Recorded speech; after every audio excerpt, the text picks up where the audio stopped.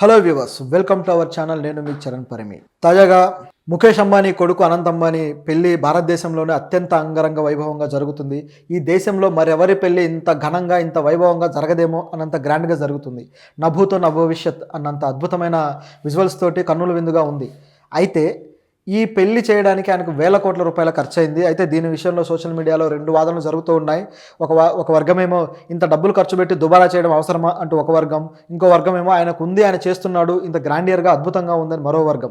So ఏ వర్గానికి ఆ వర్గం వాదించుకుంటున్నారు. ఇది పక్కన పెడితే ఈ పెళ్లి వేల కోట్ల రూపాయలు పెట్టి చేశాడు కదా, ఇంత డబ్బు ఖర్చు పెట్టాలి అంటే ఆయన సంపాదించిన డబ్బు పెడుతున్నాడా లేకపోతే గవర్నమెంట్కి ట్యాక్స్ ఎగ్గొట్టి పెడుతున్నాడా అనే ప్రశ్న ఇప్పుడు వచ్చిందనమాట. ఎస్, ఆయన తాజాగా దాదాపు 4,381 కోట్ల రూపాయల డబ్బుని ఆయన ప్రభుత్వానికి కట్టాల్సిందే, అది ఎగ్గొట్టాడు. సో ఆ డబ్బు దాదాపు 4,000 కోట్లు, మామూలు విషయం కాదు. ఇంత డబ్బును ఎగ్గొట్టాడు. మరి ఆ విషయంలో ఆయన మీద ఇంతవరకు ఏ చర్యలు లేవు. ఏ డిపార్ట్మెంట్కి ఎగ్గొట్టాడు, ఎందుకు ఎగ్గొట్టాడు అనేది చూద్దాం. పైగా ఇప్పుడు ఘనంగా పెళ్లి చేసుకుంటున్నారు. ఇక్కడ మాత్రం వేల కోట్ల రూపాయల ఖర్చు మాత్రం పెడుతూ ఉన్నాడు అనమాట. ఆయన ఖర్చు ఒకసారి గమనిస్తే ఎట్లా ఉంటుందంటే, ఇప్పుడున్న పెళ్లి గతంలో రిసెప్షన్ చూసాం, రిసెప్షన్ అంతే గ్రాండ్గా చేశారు. ఈ పెళ్లి విషయానికి వస్తే ప్రతి విషయంలోనూ ఆయన టాప్లో ఉండాలన్నట్టుగా కనిపిస్తుంది ఆయన పెళ్లిలో ఆయన తీసుకున్న స్టాండ్.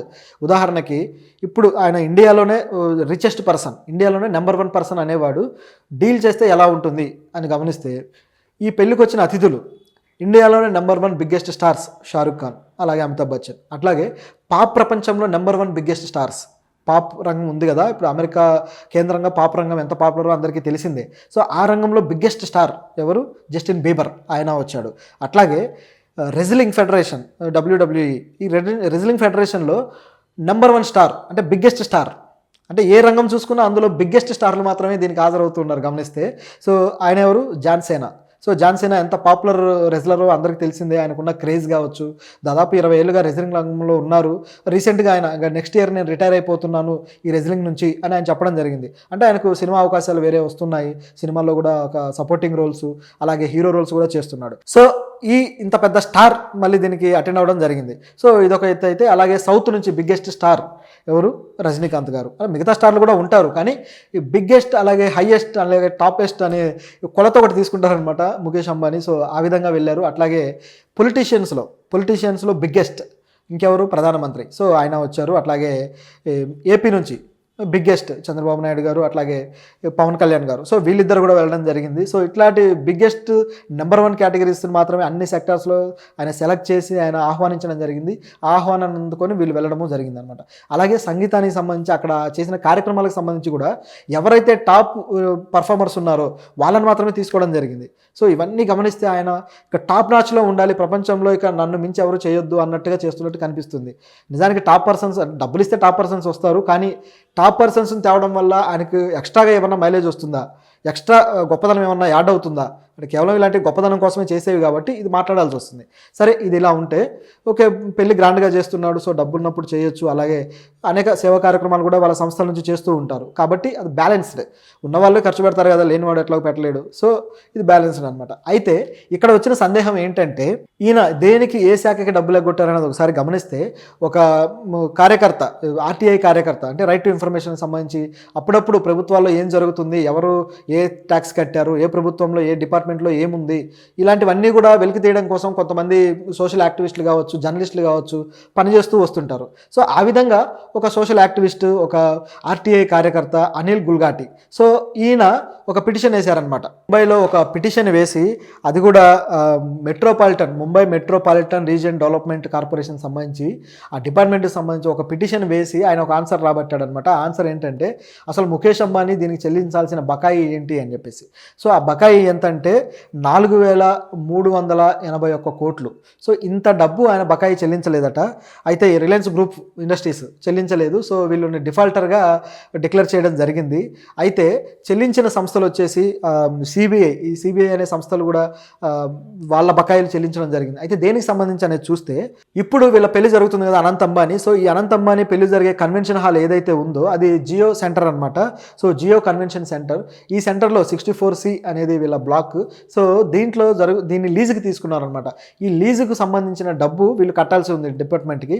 ఆ డబ్బు కట్టకుండా ఎగ్గొట్టారనమాట. సో ఈ ఎగ్గొట్టిన డబ్బు విషయంలో ఈయన ఆ పిటిషన్ వేయడము, ఆన్సర్ తీసుకోవడం జరిగింది. మరి వీళ్ళు డబ్బులు ఎగ్గొట్టి వేల కోట్ల రూపాయలు అదే డబ్బుతోటి వాళ్ళు పెళ్లి చేసుకోవడం అనేది ఆశ్చర్యకరంగా ఉంది. దీంతో పాటు ఇంకా వేరే హోటల్స్ కూడా ఉన్నాయి, వేరే సంస్థలు కూడా ఉన్నాయి. అవేంటంటే నమన్ హోటల్, అలాగే అంబానీ ఫౌండేషన్, అలాగే ఐఎన్ఎస్, అలాగే రఘులీలా బిల్డర్స్, ఇట్లా అనేక మంది డిఫాల్టర్లు అయ్యారనమాట. వీళ్ళంతా కట్టలేదు.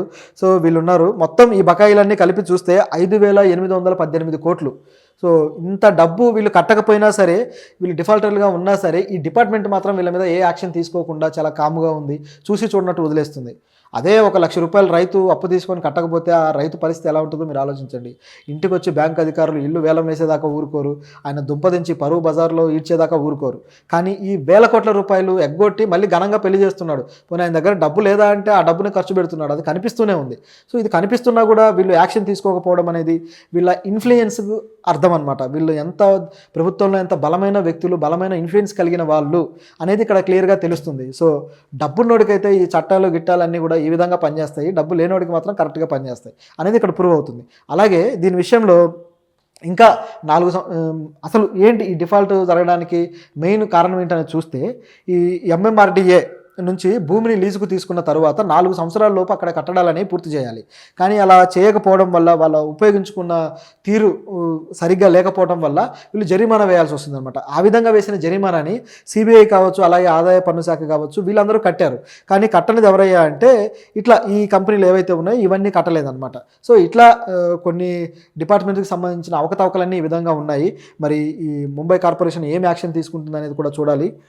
ఈ విషయమై ముంబై అథారిటీ ఏమీ యాక్షన్ తీసుకోవట్లేదని చెప్పేసి అనిల్ గల్గాటి చెప్పడం జరిగింది. అయితే ఈయన ఇలా ఊరుకోకుండా వీటికి సంబంధించిన ఇన్ఫర్మేషన్ అంతా తీసుకొని ఈయన ఏం చేశాడంటే సీఎంకి లేఖ రాశాడు.